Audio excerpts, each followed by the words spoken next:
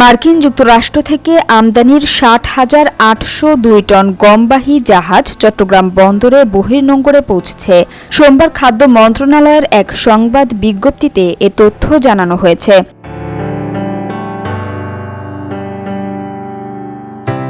এতে বলা হয়, মার্কিন যুক্তরাষ্ট্র ও বাংলাদেশ সরকারের মধ্যে স্বাক্ষরিত সমঝোতা স্মারকের আলোকে নগদ ক্রয় চুক্তি নম্বর G2G এর অধীনে যুক্তরাষ্ট্র থেকে ৬০,৮০২ টন গমবাহী জাহাজ চট্টগ্রাম বন্দরের বহির্নোঙরে পৌঁছেছে। চুক্তির আওতায় মোট 4,40,000 টন গম আমদানি করা হবে, যার প্রথম চালান হিসেবে ৫৬,৯৫৯ টন গম গত ২৫ অক্টোবর দেশে পৌঁছে।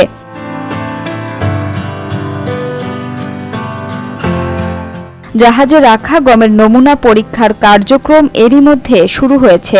গমের নমুনা পরীক্ষা শেষে দ্রুত খালাসের প্রয়োজনীয় ব্যবস্থা নেওয়া হয়েছে বলেও জানিয়েছে খাদ্য মন্ত্রণালয়।